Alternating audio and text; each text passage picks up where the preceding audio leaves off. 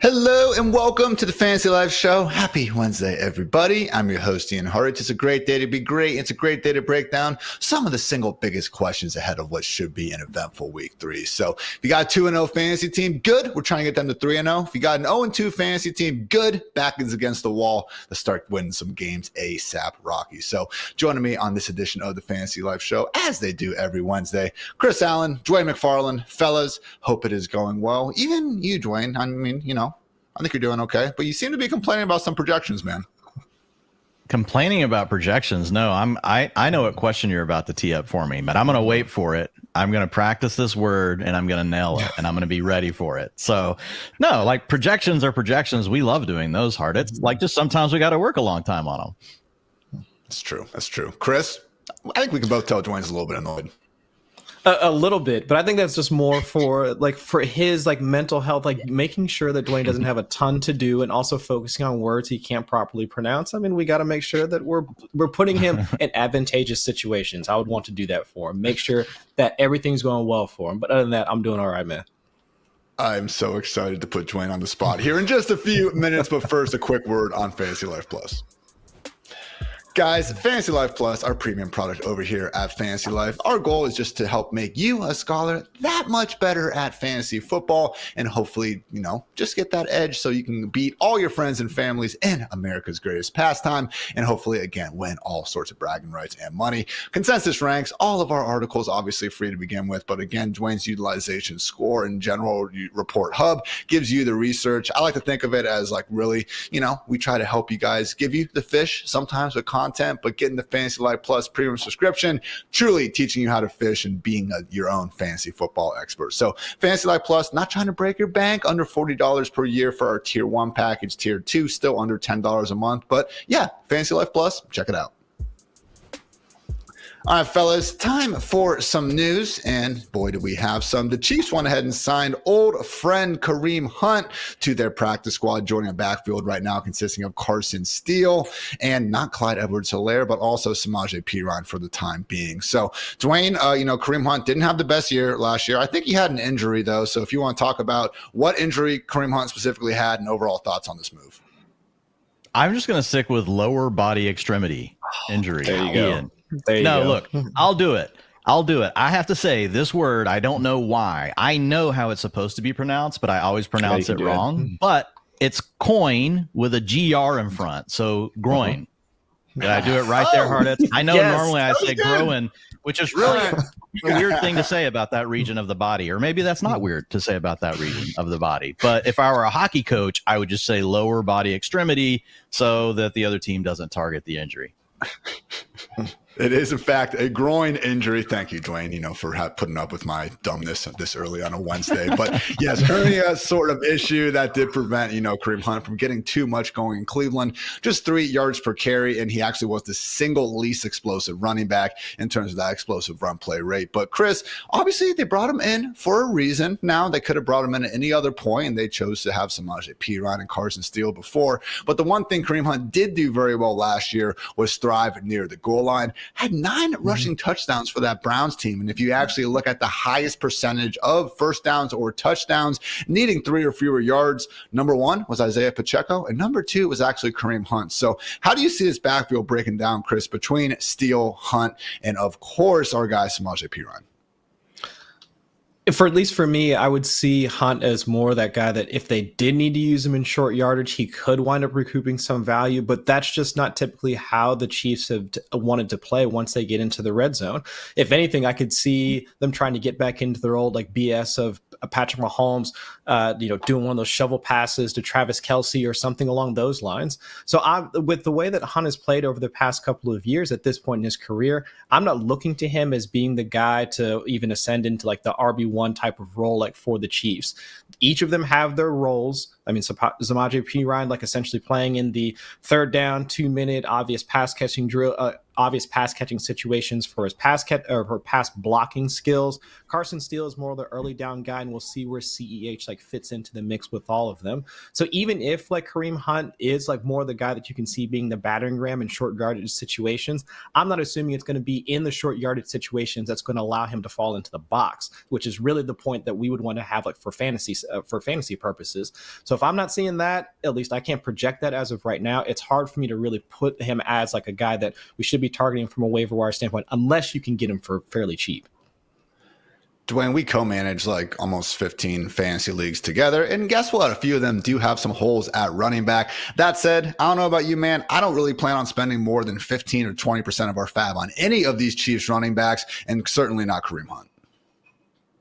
Yeah, I'm definitely not. Whenever I look at Kareem Hunt, I don't even really want him in. Like maybe 1% is what I would put on him. I think this is going to be a committee. I think Carson Steele gets the first opportunity to be the guy punching touchdowns in from in close. To Chris's point, Andy Reid's going to do the ring around the rosy, pocket full of posies. Everybody's coming out. We got guys moving all over in motion. Xavier Worthy getting pitches. You're going to have shovel passes to Travis Kelce. It's going to be hard to figure it out. Look, if I had to put a chip, it's either on Steele or it's on Perine. I think they're going to both get bid up too high. We've talked about that, on yesterday's show if people want to hear the full breakdown on it. So I'm probably not getting a lot of these guys, but because of all the injuries that are out there, we get it. Like you guys are having to go out there and put these bids in. So if you go after a Chiefs running back, I'm still prioritizing Steele and Perine well ahead of Kareem Hunt.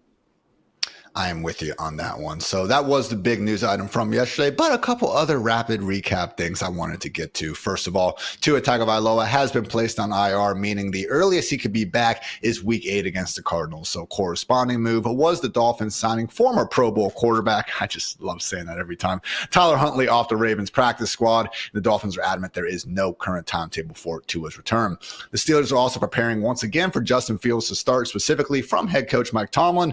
We are readying ourselves around Justin. We'll stay in that mindset until something happens. Hypotheticals are a waste of time. So not going to speculate on the QB job until Russ is healthy, which for the time being, he is still not. The Packers placed rookie running back Marshawn Lloyd on IR, continuing to have hamstring issues. Again, could be worse, but certainly not ideal. They went ahead and signed running back Chris Brooks off their practice squad, formerly of the Dolphins, to be the backup to Emmanuel Wilson and Josh Jacobs for Meow. The Falcons head coach Raheem Morris had a great quote on Drake London's gun celebration. If you guys went to bed early, you might have missed it. But yeah, London scores what should have ended up being the go-ahead touchdown, does this gun celebration that had to push the extra point back an extra 15 yards. And per Morris, though, Drake is a great kid. His intent was not to use that as a weapon. He probably was shooting T-shirts into the stands, to be honest with you, because he's just that kind of guy. All time, coach speak, spin there. Great job, Raheem Morris. So Dolphins also released Robbie Chosen, excuse me. God, freaking guy. Patriots released wide receiver Jalen Reagor. Panthers released tight end Jordan Matthews. And as we mentioned in a previous show, Colts defensive tackle DeForest Buckner is banged up, and he was placed on the IR with a back injury, so he will miss at least 4 games. And yeah, that sieve of a Colts run defense looking that much worse for the time being. So that was the news, guys. Now a quick word to our friends over at Experian. Experian is to your finances what FantasyLife is to your fantasy league. It is a tool and resource designed to make your life easier, and accordingly, the Experian app is free to download and serves as the one-stop shop for managing your financial health. With so many spending and subscription details to track, let Experian handle it for you. They will help you find and cancel your unwanted or forgotten subscriptions, helping you save money and focus on what really matters. That's right, winning your fantasy league. Download the Experian app today. Just note that results will vary. Not all subs are eligible. Savings not guaranteed. Paid membership with connected payment account is required, and see Experian.com for details. All right, guys, as we do every Wednesday before we get into some of the biggest questions of the week, we take a little time to pay some homage. And yes, we appreciate these players. We also appreciate these freaking comfy T-shirts. I am rocking a Scary Terry Washington Commanders. Look at that good-looking guy right there. Columbus, Ohio, finest stand-up. Dwain, we got some Emmitt Smith going on. native Texan. Look at that, NFL Blitz style. And Chris, I think you're at least the third, if not more, person in our company to get that exact same Randy Moss straight cash homie shirt. Yeah, it's a cool one, so I don't blame you at all. As much as I do love Emmett and Randy, guys, let's talk about the more fantasy relevant player, and that is Scary Terry, the Commanders' alleged wide receiver one. But through 2 weeks, Dwayne, I'm looking at the receiving yards, and I hope my computer's broken, but what I'm seeing is that Zach Ertz has 90 and Terry McLaurin has 39. What is going on in Washington, Dwayne? And do you think we'll be looking back as this 2 week stretch as like, oh yeah, I remember that time Terry started slow, or sadly, could this be a sign of even more sad things to come? Well, it's just all the low average depth of target stuff. They're not pushing the ball down the field at all. Terry McLaurin has a skill set to attack all three levels of the field. I don't think he's an alpha wide receiver or anything by any means, but certainly we can get more fantasy points than 3.7 and 8.2 out of this man. He's the clear-cut best target on the Washington Commanders. And then whenever you look at Jaden Daniels, the positives are, Ian, yeah, it's been short stuff, but like he's been accurate at least. Like this dude has over a 70% completion rate. So let's hit some of these deep down the field shots that we saw the guy make at LSU. We know he has that in his bag. And look, maybe just the first 2 weeks, Ian, if we're trying to be positive, maybe Cliff Kingsbury, maybe his meta master plan is we're just going to set everything up in week 1 and 2 and then run double moves all game on week 3. And we get 200 yards, 5 catches. What do we say, Ian? When you want a bold take, you usually go for like 4 touchdowns or something like that. I'll give the guy 3. The copter play. The copter play. We've done all right this year on him for those counting at home. Jaden Daniels this year, to Dwayne's point, just 3 pass attempts, throwing at least 20 yards downfield. One of those coulda, shoulda, woulda been a 70-yard house call to Terry, but alas, it was overthrown. So, Chris, right now, 5.2 average target depth. Now, it's not the end of the world. I mean, Patrick Mahomes has a lower average target depth, but hey, as we've also seen in Kansas City with their field stretcher and Xavier Worthy, not exactly ideal for, the wide receivers involved. So, facing your Bengals this Monday night, Chris, we still rolling with Terry as a top 30 option at the position? I would have some concern about like rolling with him at with that high of a rank. That's just given the way that the Bengals like perimeter corners have been able to play. It's more about the interior run defense for Cincinnati. That's been more of the issue. I mean, that one-handed interception from Cam Taylor-Britt like against Patrick Mahomes, probably one of the highlights of the year. And that's not even with me being biased. But for the Commanders like passing offense, I mean, the hope was that Cliff Kingsbury bringing the horizontal raid over from the Cardinals like wasn't going to be a thing, and yet we're seeing this stuff anyway. And also like Terry McLaurin's route deployment, playing more as like the left side, like for wide receiver, almost the same stuff we were seeing from DeAndre Hopkins when he was there as well. So let's hope like with a few more reps, like getting Jaden Daniels comfortable, we do start to see them taking some more shots downfield. And if that's not against the Bengals in week 3, they get the Cardinals in week 4, and maybe that might be a better matchup to see Terry McLaurin really start to take over a game. I wish Terry could face his own defense one of these Sundays. I mean, that would really bring out the best in him, as we saw with Malik Neighbors and seemingly everyone else in practice. Yeah, Emmanuel Forbes, poor guy.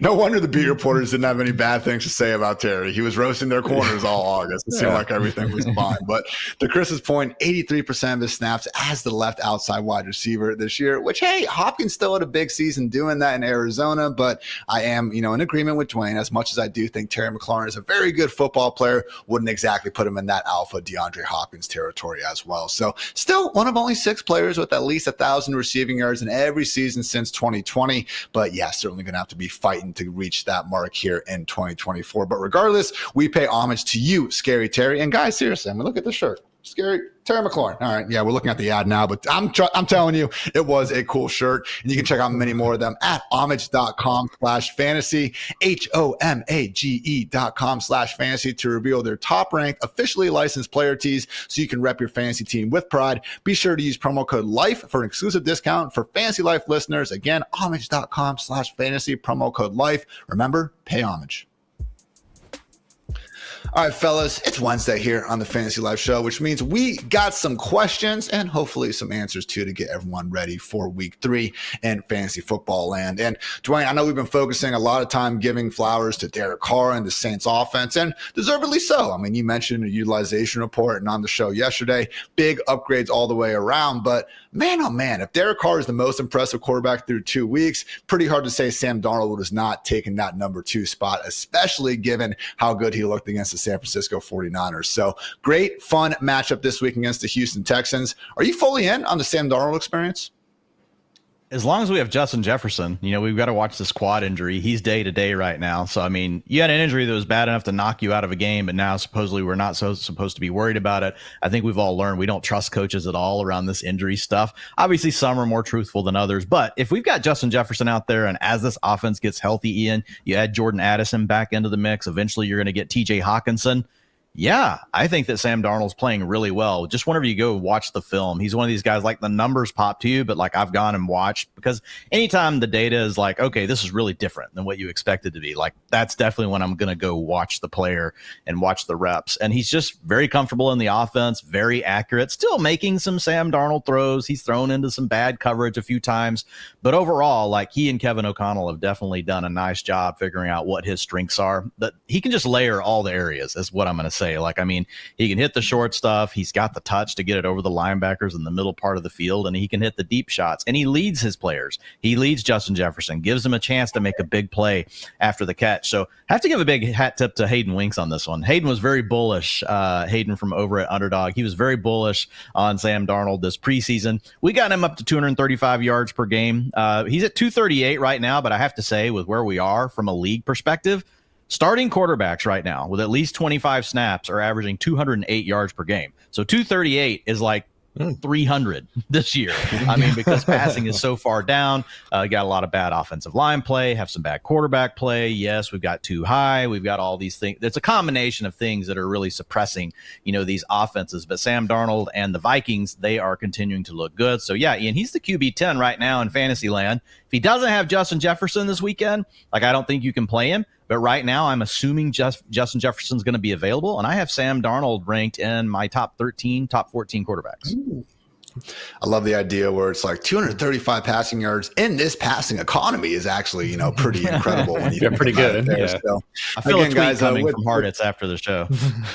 Maybe during the show, man. What's wrong with multitasking? But hey, 97-yard touchdown of Justin Jefferson was sweet. But Chris, I mean, JJ wasn't in the game in the fourth quarter. No TJ Hawkinson, obviously. Jordan Addison is out. And Darnold was still making some really great throws against the San Francisco 49ers. I mean, that back shoulder down the seam of Jalen Naylor, truly elite stuff. So I dug into the numbers a little bit because, to Dwayne's point, I did see, some more bad throws, and they have more so been coming, I think, when defenses can disguise things, because when Darnold is thrown to his first read, 11 yards per attempt, that is the highest mark in the league. But if you get him to go past that, things do fall down to 7.6, and he actually has the fifth largest drop off between his first read and the next couple, which again, I think maybe shows that Sam Darnold isn't all of a sudden a top 5 real life talent or anything like that. But Chris, when you at least have someone who can be an incredible thrower of the football, he was picked number 3 overall back in 2018 for a reason, with the offensive mind that is apparently pretty freaking great in Kevin O'Connell, we're getting some great results in Fantasyland.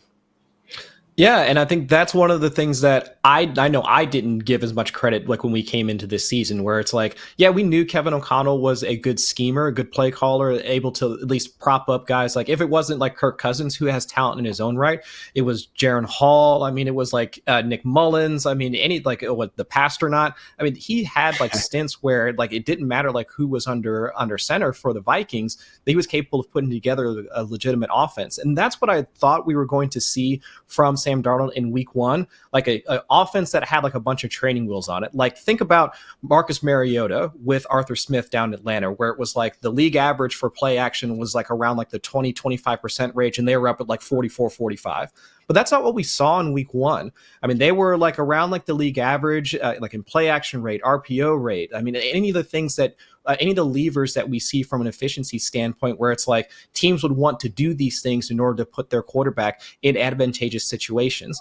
But I mean, KOC was able to at least layer in and sequence in a lot of those concepts, so Sam Darnold was comfortable in the pocket. And on top of the fact that they were able to scheme open Justin Jefferson, I mean, Justin Jefferson averaged like 5-point average yards of separation in week 1. I would think that if you're a defensive coordinator, you wouldn't want Justin Jefferson running free for about half the yardage needed for a first down on most plays. That's just me. I mean, but maybe, hey, I mean, whatever those guys do at the NFL level, I mean, I don't know. But the point is that like Kevin O'Connell has at least shown the has shown the ability to be able to put his quarterbacks in those situations to be efficient. And assuming Justin Jefferson is going to be that guy out there, and hopefully we get Jordan Addison back at some point and we see that offense operate as intended, Sam Darnold should be in, like, I would say at the very least the top 16, or at the best, like in that like streamer quarterback type of situation moving forward. Again, going to have his work cut out for him against the Texans defense that made Caleb Williams and company look very human last Sunday night. Will Anderson and the Texans currently number 1 in the NFL in havoc rate, which basically measures pressures, pass breakups, interceptions, forced fumbles. Like the name says, any sort of havoc that happens on any given play. So Vikings-Texans really going to be a fun matchup here this Sunday. Guys, let's talk about another veteran quarterback who hasn't had a chance to play just yet, but maybe, just maybe, he can join the heralded Carr and Darnold ranks. Cannot believe that's a real thing you can say in 2024. But here we are. Andy Dalton back under center for the Carolina Panthers. Dwain, we saw him last year for 1 start, but what a start it was. 358 yards and a pair of touchdowns on, I think this is the important part, 58 pass attempts. Different coaching staff, but clearly they were a bit more willing to throw the football with the Red Rocket under center. So, Dwain, overall thoughts on what Dalton brings to this offense and how this could maybe change life for all of our fantasy teams that have Deontay Johnson, unfortunately. Yeah, I mean, looking at Andy Dalton, we consider him more of a bus driver quarterback at this point. But, I mean, if he's a bus driver, then what was Bryce Young? Like a train wreck? Like, I don't know. I thought you were going to say short bus driver. No, I'm not going to say that because I'm not going to get in trouble like you are. I would not say that either. Yeah, looking at the Panthers' offensive line, I think is the key here, Ian. And I think that's ultimately the undoing here of Bryce Young, is how well this offensive line is actually playing for the Panthers. I think a lot of the assumption was, and even on my part, looking at last season, I'm like, well, how do we grade Bryce Young? Like every time he dropped back, he immediately had pressure in his lap. But if we look at the Carolina Panthers today, like this is probably one of the top 10 offensive lines in the league. If you go look at PFF right now, Ian, both the guards that they added, they're doing their job. Hunt is actually the 5th graded guard out of 68 right now. Their center, Corbet, is 8th out of 33. So they're getting the pass blocking, with the exception of Iquanwu, who is an absolute bust at left tackle. But overall, like this is they're giving the quarterback time. And Bryce Young was still making mistakes. I actually thought Chase Daniel did a great job of breaking this down on Twitter the other day. He just picked 5 plays, walked through what he was seeing. And it's great to know Chase Daniel, he actually could see what was going on the field. He was just never able good enough to actually execute any of those things. But it's awesome seeing him break down that film. Sorry, strays. Strays were definitely shot right there. My bad. Maybe I'm just jealous that Chase Daniel gets to, be a backup quarterback and make millions and millions of dollars, and I was never good enough to do that. So looking at Andy Dalton, though, Ian, I do think he can come in and steady the ship. The question is, like, what do we really think from an upside perspective is here? Maybe it's enough to get Deontay Johnson back into the wide receiver 3 conversation. But part of our whole thesis around Deontay Johnson was, what if we were just wrong about Bryce Young? What if it was just the offensive line play and there's really this other level that he could bring to the offense? And now all of a sudden we've got, a passing unit thrown for 250, 275 yards per game. I don't think we're getting that from Andy Dalton. So the upside case that was there for Deontay Johnson, I don't think is there like what we thought in the preseason. But I think it can get him to wide receiver 3 territory. I think that Andy Dalton with this offensive line, can come out here and throw for 215, 225 yards per game. I mean, if you look at him over his last several years, Ian, that's around where he's been, like that 215 mark. He's not what he once was, but he could at least make Andy Dalton someone that we could play in fantasy. As far as the rest of this offense, man, I don't know. Like, I don't think there's any of them that I really want to have in starting lineups. They would have to earn their way back in.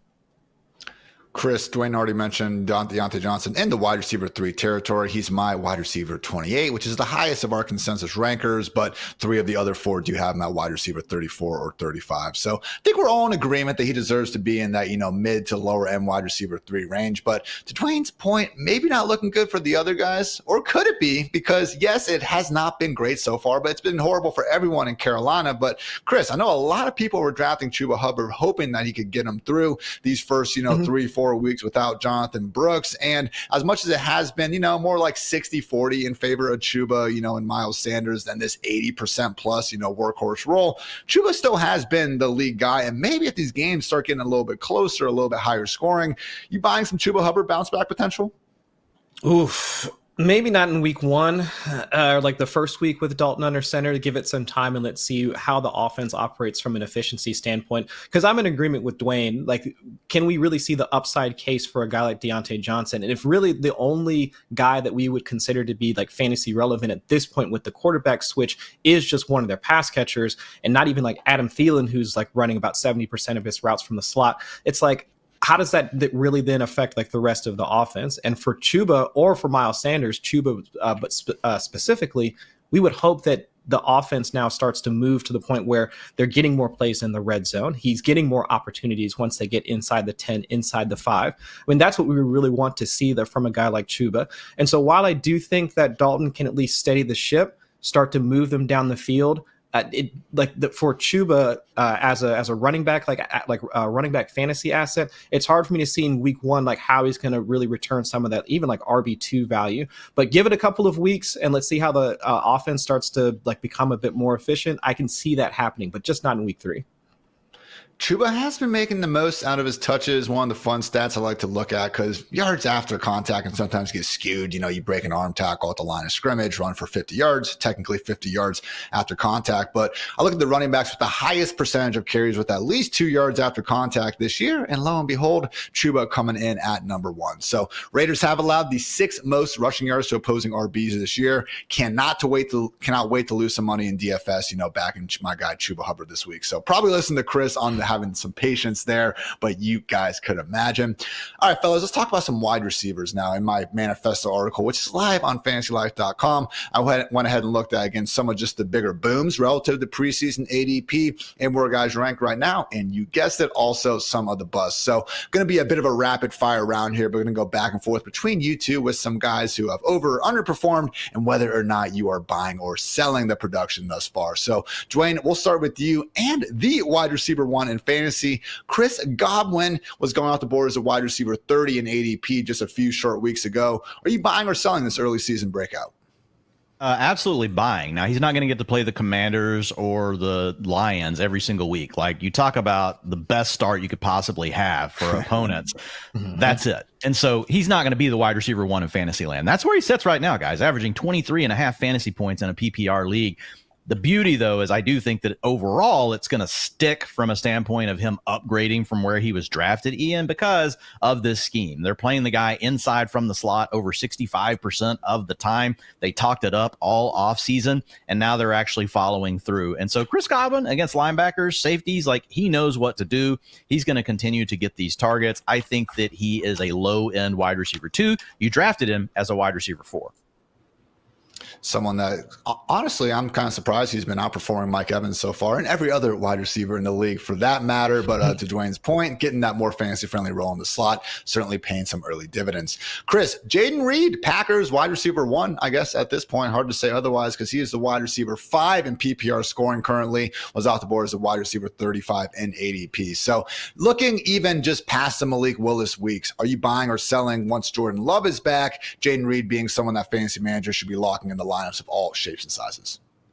Oh, past the Malik Willis weeks, absolutely. I mean, we did see the usage that we would want. I mean, minus the like lack of participation like in 2 tight end sets, which Matt LaFleur likes to mix in week 1. Something of a concern, but if he's still getting some of the carries out of the backfield like we saw like when they were playing down in Brazil, I'm completely fine with that. But for right now, let's see like what that timeline is going to be for Love to return. Because as I think we talked about it on Monday, pass rate over expectation for the Packers, like with Willis under center, negative 31.1%, not what you'd want to see for some of the pass catchers.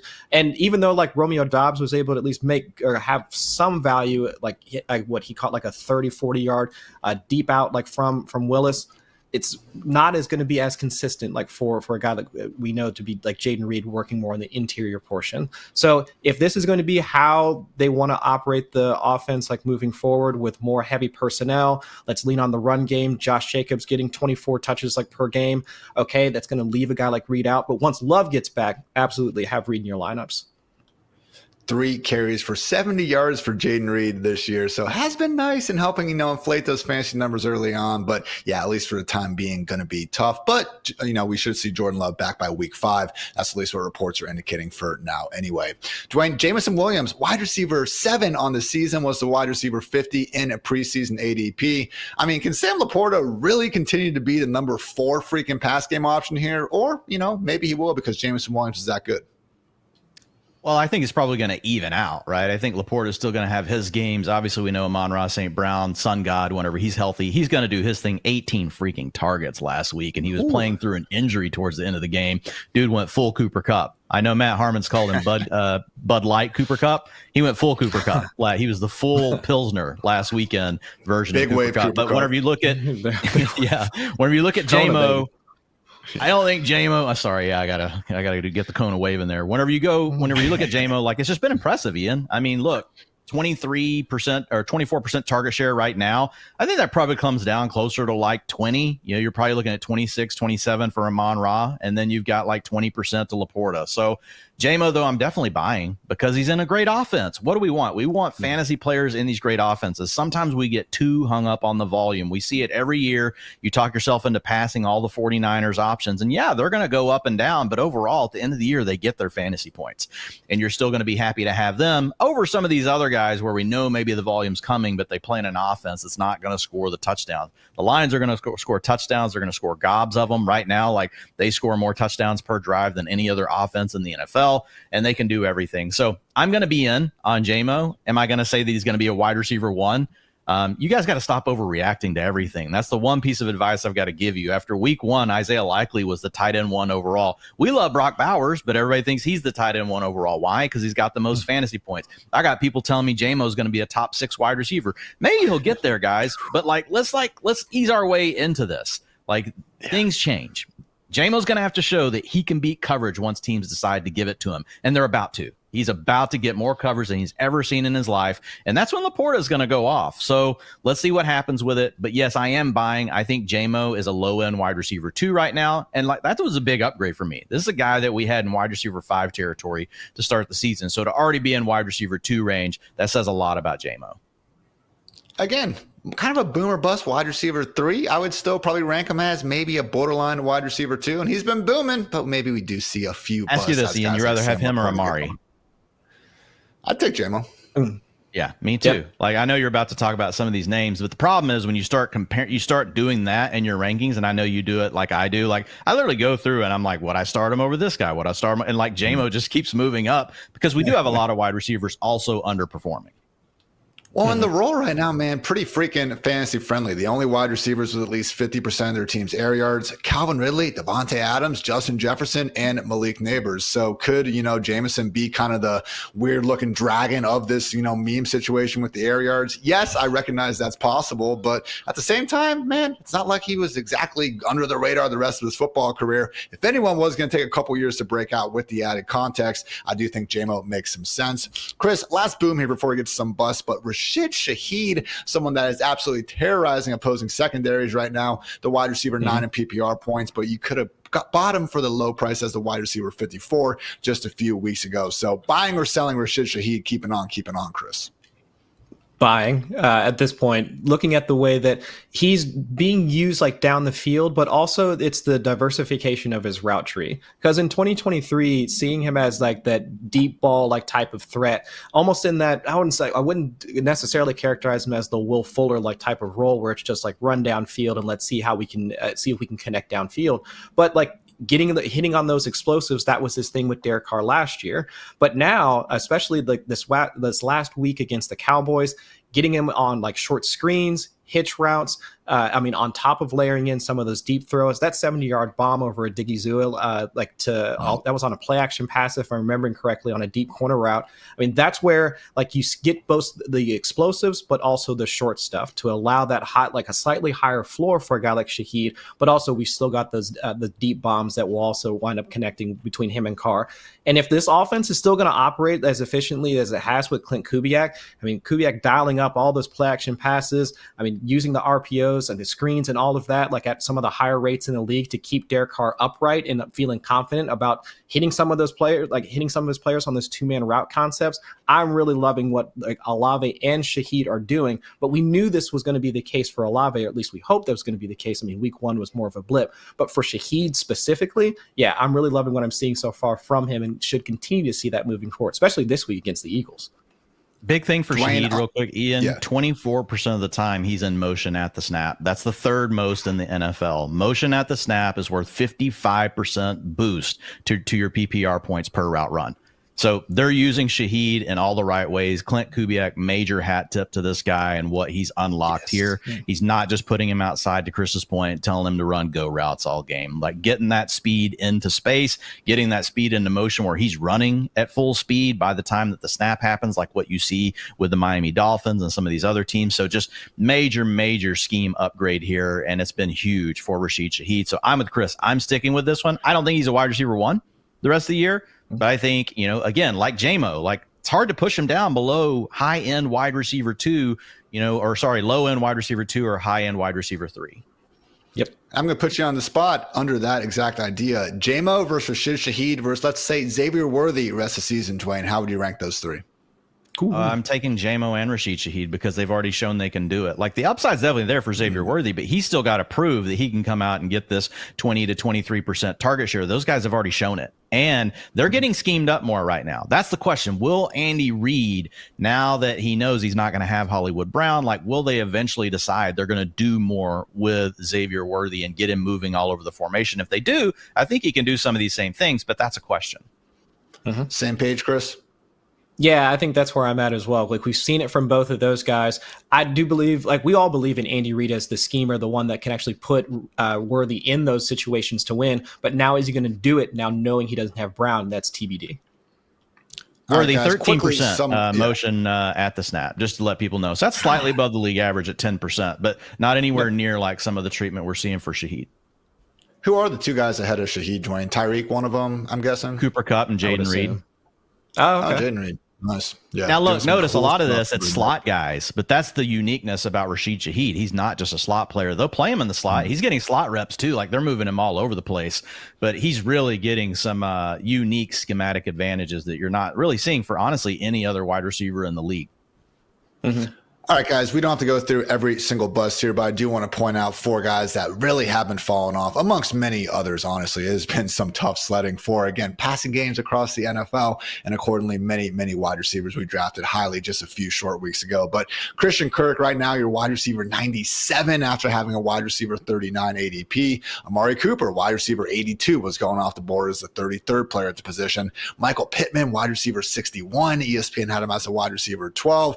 And maybe the most obvious buy low candidate in all of fantasy football, Chris Olave, the current wide receiver 52 and wide receiver 10 in ADP, again, before the season started. So I'm not letting you guys pick Chris Olave because, to be clear, I don't even have to ask. We would all pick Chris Olave as the best bounce back candidate and buy low, candidate of this group. But Dwain, between Christian Kirk, Amari Cooper, and Michael Pittman, any of these guys that you want to be married to for the rest of the season, or do you think they could all 3 be lost causes? You're not the boss of me. I picked Chris Olave.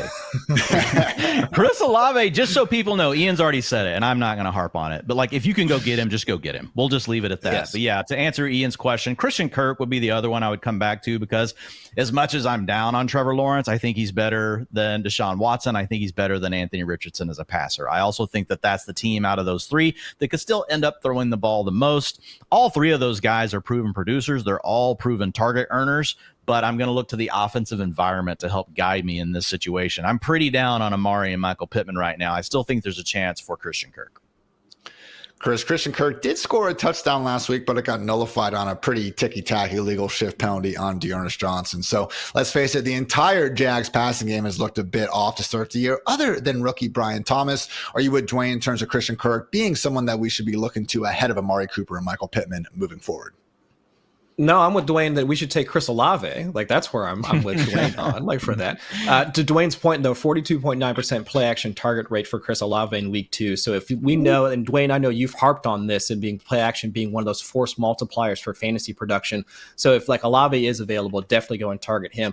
But Yes, I'm with both of you about Christian Kirk being the guy to go with, because there is a level of incongruency between where Michael Pittman is deployed and how Anthony Richardson likes to play. And I know that for Amari Cooper specifically, he had a touchdown go right through his fingertips in week 1 against the Cowboys, which that probably would have helped. We might not be having this conversation or have this high level of panic for Amari Cooper had he come down with that one. I mean, but at least at the very least, like for Amari Cooper, he has like 42% of his team's air yards, which, okay, at least Deshaun is looking for him down the field. But if I had to go back to any of them, it would be Christian Kirk.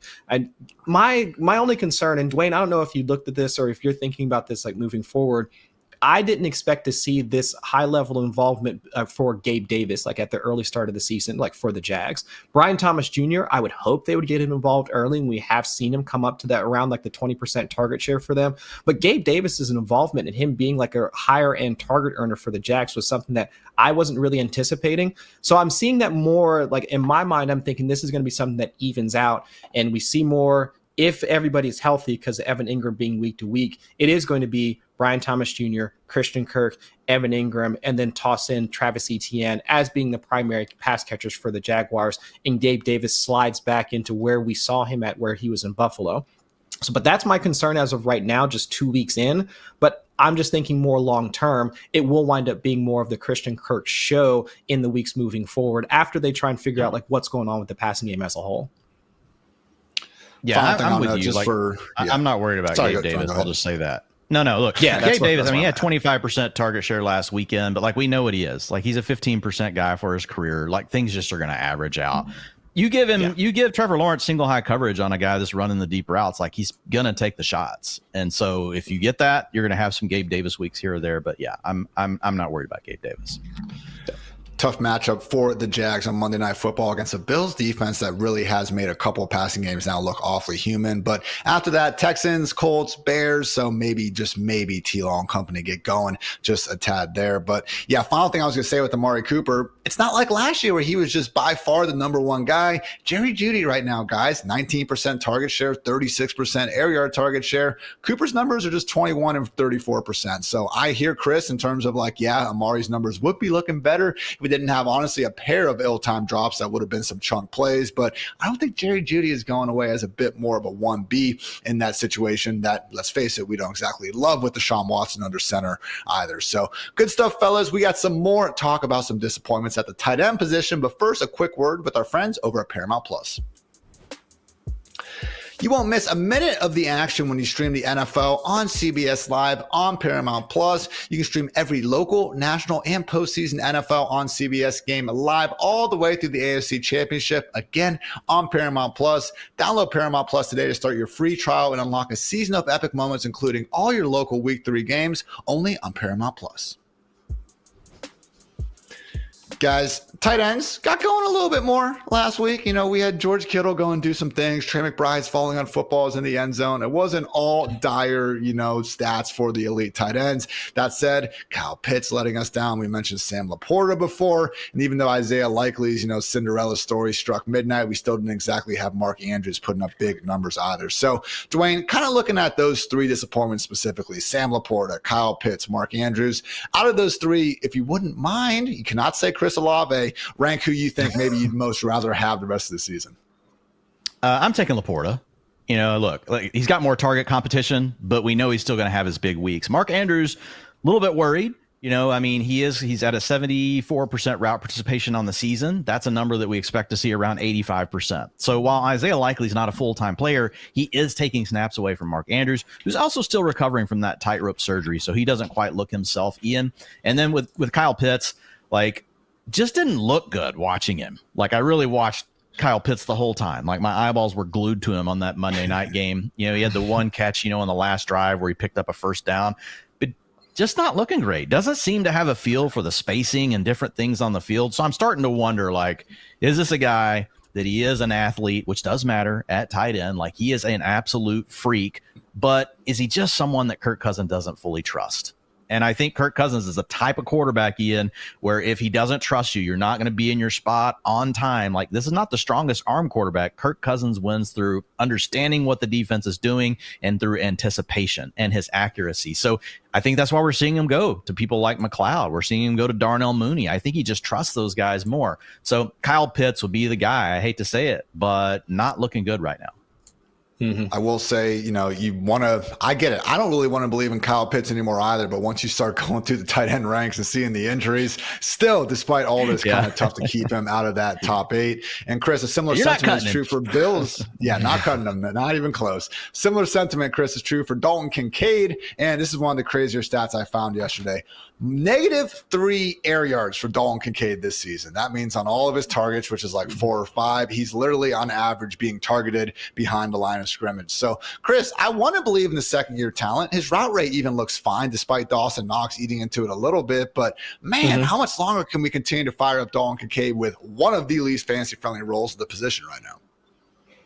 If you could find a separate option like out on the waiver wire this week, I would at least consider it. Not dropping Kincaid outright, but at least like trying to look at what your other options are. Like Hunter Henry, like popping up this week. I mean, I don't know if you're in one of those smaller leagues that might have like a Brock Bowers sitting out there, or whatever the case may be. At least looking at other options like makes some sense. But I think the part that I'm struggling with the most, and maybe this might be the case for most fantasy managers, is the bet that we were making for Dalton Kincaid like coming into this season. Assuming that the Bills were going to continue to be like one of the more pass-friendly or pass-happy teams like in the league, and then with the uncertainty in the wide receiver room for the Bills, all of those targets that Stephon Diggs was going to leave would more or less condense around Dalton Kincaid. I mean, those were the two bets that we were kind of making like for Dalton Kincaid. And we're not really seeing that so far through 2 weeks. I mean, pass rate over expectation is more around the league average than being up there top 3, top 5, as they have been historically with Josh Allen, since he's become the Josh Allen that we expected him to be. And also, we've seen more of the other guys being involved, which is like good for guys that made those bets on Khalil Shakir, or even Mac Hollins if you're really like diving in deep into the wide receiver ranks. But I mean, all of those other guys that have now become a part of that offense. I mean, the Bills pass catching room is more akin to the Packers pass catching room, where you've got all these receivers out there doing stuff. Khalil Shakir's like Jaden Reed, Keon Coleman's kind of like Christian Watson, and then you've got 2 tight ends, Dawson Knox and Dalton Kincaid, like Tucker Kraft and Luke Musgrave.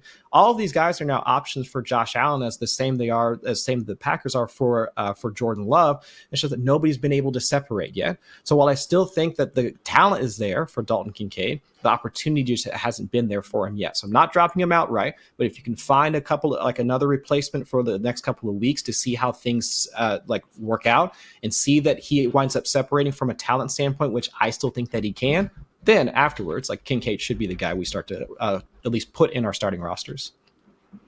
Bills number 3 ranked scoring offense, but my God, it's like the only people we can rely on in there are Josh Allen and obviously James Cook after that 3 touchdown masterclass on last Thursday Night Football. So hopefully, again, just a small 2-week speed bump for Dalton Kincaid, but yeah, has not been pretty for him amongst many other elite tight ends in the early going. All right, guys, we were talking before about some maybe buy low candidates, but now we're going to put you on the spot. Who is your favorite sell high candidate? Dwain, give me someone spicy. Give me someone where in 3 weeks we can throw it right back in your face and, make fun of you for it. Man, like, I already did this yesterday. I can't go away from it. It's Ramondre Stevenson, like, hands down. I mean, he's on the Patriots. Their offense is not going to be good. Can you guys even name their starting wide receivers? Like, that would be a great segment, like just walking out to people on the street, name the starting wide receivers of the Patriots. No one would get any of them right. We've got Jacoby Brissett under center. If he goes away, it's going to be Drake May. Like, this is just a boring, gross offense. It's probably going to be one of the worst 3 in the league. And you've got a guy averaging nearly 20 fantasy points per game because he's in a great role. He's getting all the touches. But what are all the touches going to be worth? I'm guaranteeing you it's not going to be worth 18 to 19 fantasy points per game. So you got to go sell high. The other component of this is he's the name that I actually have already researched ahead of time to see like what you can be getting for him. Right now, we got people trading away. We got people trading Ramondre Stevenson to go out and Chris Olave, to get Chris Olave. Yes, I'm absolutely doing that. There's people out here trading this guy away. This is silly. I don't know who did this. This is just a dumb league. Saquon Barkley's on here, so I'm not even gonna whatever. I'm gonna assume that's just you're stupid. If you're that person, you're stupid. But anyway, you guys can go check this out on fantasycalc.com. And you can put in the name, and it's going to give you the value of what the player is and what way they're trending based on all the trades, thousands and thousands of trades that are happening. And then it gives you all these examples, and you're going to be blown away by the names that are next to Ramondre Stevenson. You can majorly upgrade your wide receiver room right now by trading away Ramondre. You know what, guys? I tried to divide us with the Chris Olave stuff, but I'm going to unite us here. Our sell high of the week, Team Fantasy Life, it's Ramondre Stevenson. You don't need to worry about anyone else there. So we got some good matchups to break down after this, but first, a quick word to our friends over at DraftKings. Hey everyone, with the football season kicking off, it is the perfect time to dive into the action with our partners at DraftKings, the #1 place to bet on touchdowns. And right now, all new customers who bet $5 will instantly get $250 in bonus bets and 1 month of NFL Plus Premium on us. That is something we can all celebrate. Download a DraftKings Sportsbook app today and sign up using our promo code FANTASYLIFE. The crown is yours. And stay in on the action. Use your $250 in bonus bets to bet anytime touchdowns on DraftKings. After all, DraftKings is the place to bet touchdowns. If sports betting is not yet available in your state, don't worry. You can still join in on all the fun with DraftKings Daily Fantasy and have the shot to win cash prizes. Download the DraftKings Sportsbook app now. New customers use our promo code FANTASYLIFE and bet just $5 on any wager to get $250 in bonus bets instantly. That's promo code FANTASYLIFE only at DraftKings Sportsbook. Matchups of the week, fellas. First of all, we have our smash matchup, the highest game total, and in fact, the only game total north of 50 this week. It's the Lions at the Cardinals, and Dwain, what a matchup. Kyler coming off maybe the best performance of his career. The Lions are always lethal. We got two mediocre defenses. How could you not be romantic about the shootout potential of this one? Yeah, everyone in this game is getting an upgrade, just because of all the points that we expect to be scored. Right now, you mentioned the game total at 52.5 being the highest on the weekend slate. The Lions have the second highest team total, right? So when you take the game total and then you look at the spread and then you split these points across the teams, the Lions have the second highest, just behind the Cincinnati Bengals, Chris, getting to play these freaking Commanders. Let's get it. Go. And then if you look at the Cardinals, they are in the top 5 as well. So anytime you get that sort of a deal where, look, this is going to be a matchup where it's going to be back and forth, up and down the field. But when I look at this one, Ian, and I think about that Lions secondary and what it could mean for Marvin Harrison Jr., what he did in the first quarter last weekend, and then they basically just let their foot off the gas. They didn't have to keep going to Marvin. So I think there's an opportunity for a really big encore here. Obviously, people know who the receivers are for the Lions. I mean, we just talked about J-Mo, but they're all going to have their opportunities as well. It will be interesting to see. The one potentially tougher matchup here, Ian, could be for James Conner. The Lions have been pretty good against opponents' run game, just like they want to establish it on the ground. You'll often see this in team identities. Teams that like to establish the run, they also like to stop the run. We've seen this with other head coaches in the past, and Dan Campbell seems to be someone that subscribes to that. So only 76.5 rushing yards allowed per game. That's one of the bottom numbers on the league. Now, also the Lions play with leads, so that also helps them out. So when you look at it right now, James Conner still going to be in one of my top running backs, but it is a little bit tougher matchup for him this weekend. Mm-hmm. Every week in my manifesto article, I rank every matchup in terms of what I think is most entertaining. And that was number 2 because number 1 is the Paramount Plus matchup of the week, everyone. That's right. It's the Texans at the Vikings. So, Chris, I mean, this is one of the week's only 2 battles between undefeated 2-0 squads. But I think I speak for all of us when I say, please, injury gods, just let Justin Jefferson play. I think that's where that's the key to all of this, because without having the back and forth type of matchup, are we actually going to be able to confirm some of our, I wouldn't say priors, confirm some of the debate we were having earlier on this very show about, is Sam Darnold for real? And we do need to see at least one of his pass catchers or primary pass catchers out there healthy. But on the Texans side, man, I'm just waiting to see CJ Stroud spin that ball against a good defense piloted by Brian Flores, who right now the Vikings are 4th in EPA per play allowed on defense. So with Flores mixing up not just blitzes, but sim pressures. I mean, being able to rattle a number of quarterbacks that they've played so far, going up against CJ Stroud, I mean, having and seeing what they can do, like with Bobby Sloak, like also in there, like the offensive tendencies, like for the Texans, I'm really interested to see like how the defensive side of the Vikings matches up with the offensive side for the Texans. But from a fantasy standpoint, you already know who you're starting. Nico Collins, like showing up to be the grown ass man that we expected him to be. Hopefully, Tank Dell has draws a better matchup, like from a secondary standpoint against the Vikings. He almost like got free on explosive just this past week against the Bears secondary, but I think we already know like it's going to be Nico Collins, Tank Dell with a smattering of Stephon Diggs, Joe Mixon with the ankle injury. I would say temper expectations for week 3. Genuinely excited to watch Sam Darnold play football in 2024. What a time to be alive. Another great matchup to keep an eye out for, guys. Eagles at the Saints. Can New Orleans knock off another NFC East power? Can Derek Carr and company keep looking so good against an Eagles defense that, let's face it, hasn't looked great and is coming off maybe the single most disappointing loss of the early 2024 season? So Jalen Hurts, Derek Carr, Alvin Kamara, Saquon Barkley, Devonta Smith, Chris Olave, Rashid Shaheed, all sorts of star power going in that one. So cannot wait to see what those two NFC powers get up to. But yeah, guys, that's going to wrap up the Fantasy Life show. As always, Monday, Tuesday, Wednesday, Thursday, Friday, 9 a.m. Eastern. We are helping you guys get a little better, get a little smarter at fantasy, and again, hopefully get those bragging rights over our friends and family before everything is done. So make sure you guys check us out tomorrow. It's myself, Dwain, and Matthew Friedman going through the biggest ranking questions of the week. And yeah, otherwise, for Chris, for Dwain, for producer Kelsey, for producer Matt, I'm Ian. Thanks again for tuning to the Fantasy Life show. And until next time, take care, everybody.